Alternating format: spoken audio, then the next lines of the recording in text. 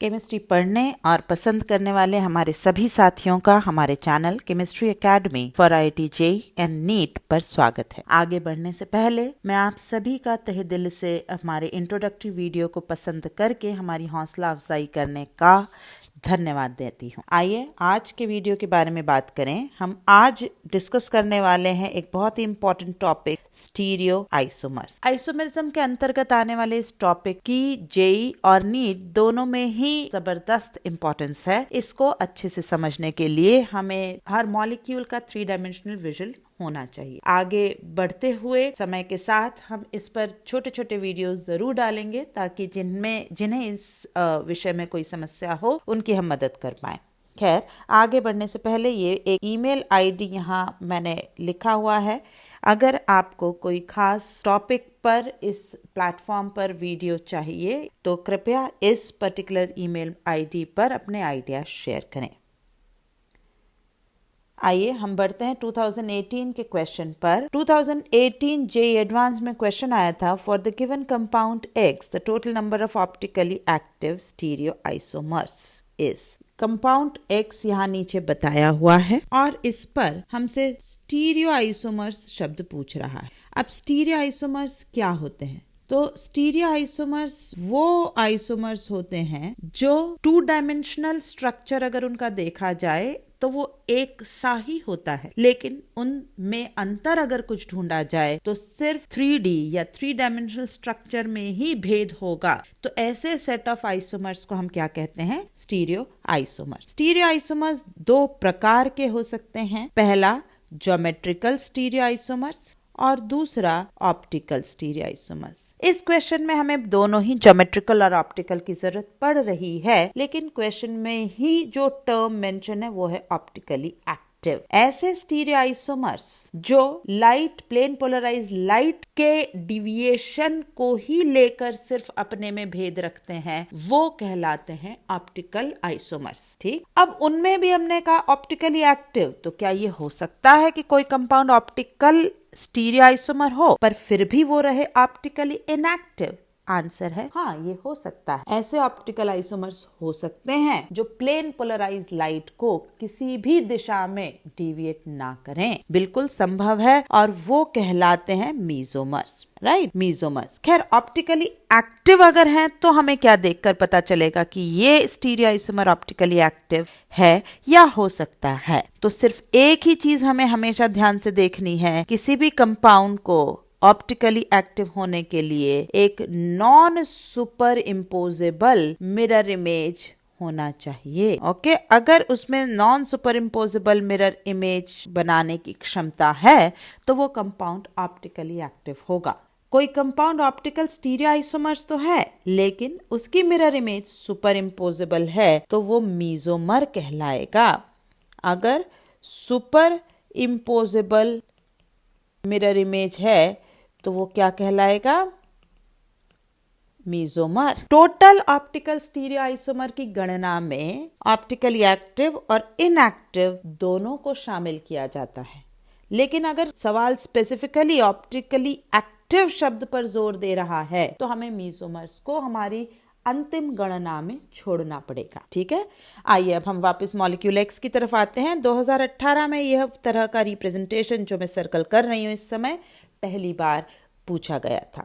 इसे हम कहते हैं विगली बॉन्ड। काफी सारी किताबों में, बड़े बड़े ऑथर्स की किताबों में इस तरह का उल्लेख किया गया है। विगली बॉन्ड मतलब जहां पर भी ये विगली बॉन्ड बना है उन स्थानों पर, उन जगहों पर कार्बन की कॉन्फ़िगरेशन, चाहे वो ज्योमेट्रिकल को लेकर हो या ऑप्टिकल को लेकर हो, फिक्स्ड नहीं होगी। हम उसमें परिवर्तन कर सकते हैं। जैसे 1 है, 1 वेज भी हो सकता है, डैश भी हो सकता है। 2 इस समय डबल बॉन्ड ज्योमेट्रिकल आइसोमेरिज्म दिखाने के लिए काबिल है, ये सिस भी हो सकता है, ट्रांस भी। ऐसे ही 3rd भी सिस, वेज और डैश दोनों हो सकता है। लेकिन जिन जगहों पर ऐसा सॉलिड वेज दिखाया है सवाल में, मतलब A, B, C और D जगहों पर हम यहाँ के डबल बॉन्ड या ऑप्टिकल साइट्स में किसी भी तरह का कोई कोई चेंज नहीं कर सकते हैं, कोई परिवर्तन नहीं कर सकते हैं। हमें उसको फिक्स रखते हुए ही सवाल के आगे total optical active stereo isomers में गिनना है, इन्हें बदले बगैर। आइए तो इन्हें फिक्स रखते हुए, इन 3 को बदलते हुए हमारी क्या पॉसिबिलिटीज, क्या चांसेस बनते हैं। आइए तो पहला मॉलिक्यूल मैंने बनाया, इसमें मैंने A, B, C और D को जैसा ओरिजिनल क्वेश्चन में दर्शाया फिक्स रखा। अब जो मेरे 1, 2, 3 साइड्स हैं, 1, 2 एंड 3 साइड्स स्टीरियो की बची हैं, उनमें मैं एक एक करके परिवर्तन करूंगी। पहले मैंने 1 को वेज फिक्स करा, 2 को ट्रांस, थर्ड के 2 केस हो सकते हैं, उनको बदलते हुए मैंने केस नंबर 1 और 2 बनाए। देखिए थर्ड वेज हो गया, थर्ड डैश, 1 और 2 को फिक्स रखा। और यही अप्रोच आपको लेनी भी है स्टीरियो आइसोमर्स के सवाल या टोटल आइसोमर्स के सवालों में सॉल्व करते हुए। एक बार में एक ही चीज का परिवर्तन कर कर बनाते चलें। ओके, थर्ड मैंने बनाया कि अब अगर मैं 1 को फिक्स रखूं, साइट 1 को तो मैंने वेज रखा, लेकिन अब 2 में ट्रांस था, पहले 2 में, अब मैं सिस की तरफ बढ़ी और सिस को लेकर थर्ड में क्या 2 केसेस हो सकते हैं, सिस वेज हो सकता है, सिस डैश हो सकता है, राइट।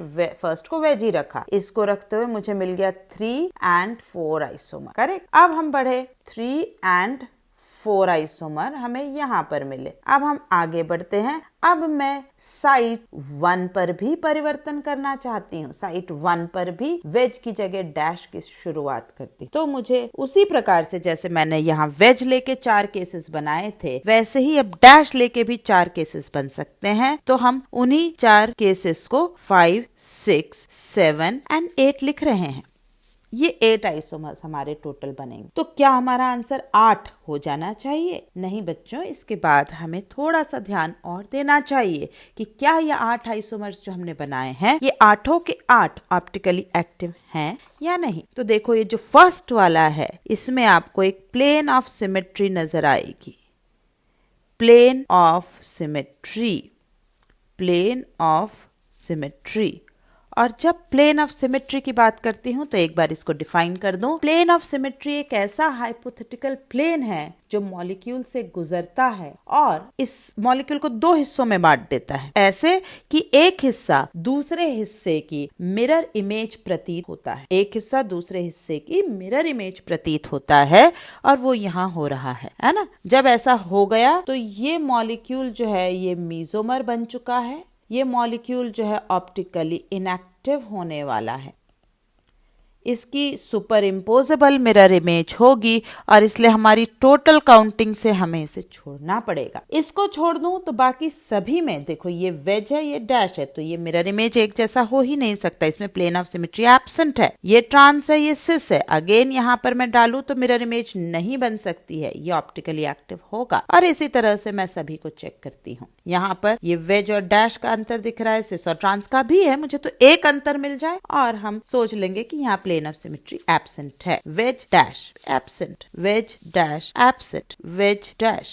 बढ़िया है, वेज डैश। सो 8 हमारा आंसर नहीं रहा, हमारा आंसर हो गया 7, क्योंकि कुल 8 स्टीरियो आइसोमर्स जो हमने बनाए ऑप्टिकल स्टीरियो आइसोमर्स, उनमें से एक हमें मिला है ऑप्टिकली इनएक्टिव। ओके, तो आए इस वीडियो में हमने कौन सी 3 खास नई टर्म्स या आपने पढ़ी हो लेकिन हमने दोबारा रिवाइज कर लेना चाहिए। Is stereoisomers. Stereoisomers are those isomers which have identical 2-dimensional structures but differ from each other only with respect to 3D structure, जिनका 2-dimensional स्ट्रक्चर एक सा हो लेकिन 3D स्ट्रक्चर में ही अंतर हो, ऐसे आइसोमर्स को हम कहते हैं स्टीरियो आइसोमर। दूसरी टर्म हमने देखी ऑप्टिकली एक्टिव स्टीरियो आइसोमर, मतलब ऐसे ऑप्टिकल स्टीरियो आइसोमर जो non super imposable mirror image रखते हैं, वो कहलाएंगे ऑप्टिकली एक्टिव स्टीरियो आइसोमर्स। और तीसरी मैंने टर्म आपको बताई थी मीजोमर, मतलब ऐसे ऑप्टिकल स्टीरियो आइसोमर जिनकी मिरर इमेज सुपर इम्पोजेबल होगी, वो कहलाएंगे मीजोमर्स। ठीक,